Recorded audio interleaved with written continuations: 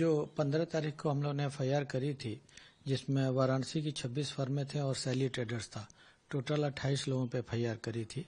बाकी फर्मों की जांच की हम लोगों ने, जिसमें से 12 फर्में ऐसी हैं जिन पे कल हमने एफआईआर करी है, उसी एफआईआर में इंक्लूड कराया है।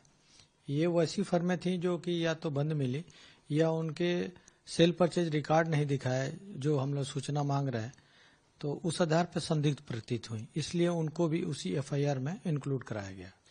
फिजिकल सर आप जब गए तो फिजिकली क्या पाया गया, जैसे एड्रेस के बिना पे क्या पाया गया? जहां पे हम लोग अभी 12 को जोड़े हैं उसमें ज्यादातर फर्में बंद मिली। फर्म तो हैं लेकिन वो बंद मिली। उनको एक नोटिस जारी किया, 3 दिन का टाइम दिया कि आप सेल परचेज रिकॉर्ड जो भी रिक्वायर्ड है वो सारी दें हमें, जिससे कुछ प्रूफ हो कि प्रॉपरली काम किया गया है।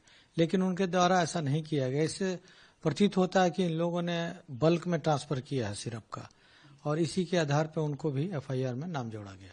फर्दर सर किस तरीके की आगे भी कार्रवाई या कुछ इंस्पेक्शन इस तरीके से आगे कंडक्ट होना है या हो रहे हैं? जितनी भी सैली ट्रेडर्स से नाम आए थे उन फर्मों का हम लोग जांच कर रहे हैं। मैक्सिमम हम लोगों ने कर लिया है, कुछ बच गई हैं जिनको हम बहुत जल्दी कंप्लीट कर लेंगे। और जिन लोगों ने इंस्पेक्शन कराया है उनकी रिपोर्ट है, उनसे जो सूचनाएं मांगी गई हैं वो दे रहे हैं। उसका परीक्षण हमारे लाइसेंसिंग अथॉरिटी द्वारा किया जा रहा है। उसके आधार पे उनका लाइसेंस सस्पेंड या कैंसिल जैसा भी कंडीशन रहेगी उन पे कार्रवाई अलग से हो रही है, डिपार्टमेंट कर रहा है। बाकी जिन लोगों का प्रॉपरली सेल परचेज रिकॉर्ड नहीं है या सही से नहीं दे रहे हैं या भाग रहे हैं, उनको एफआईआर में इंक्लूड किया जा रहा है। अगर जो कुछ और लोग भी पाते हैं जिन्होंने गड़बड़ी की है तो उनको एफआईआर में जोड़ दिया जाएगा।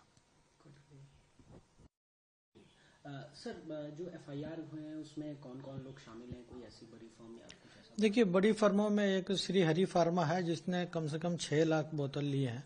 अमित जायसवाल है जिसका कोई रिकॉर्ड हमें नहीं मिला। एक फर्म ऐसी है विश्वनाथ मेडिकल एजेंसी, विशाल कुमार सोनकर है, उन्होंने भी 5 लाख से ज्यादा बोतल ली हैं लेकिन अभी रिकॉर्ड नहीं दिया।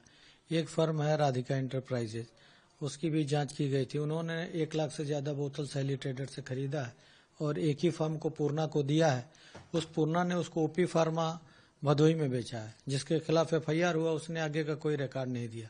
तो इससे ऐसा लगता है कि सब ये मिल के इकट्ठे उसको डाइवर्जन कर रहे थे, इसलिए सारी फर्मों को जो इस तरह से हैं सबके ऊपर जो है एफआईआर में नाम इनका इंक्लूड किया गया।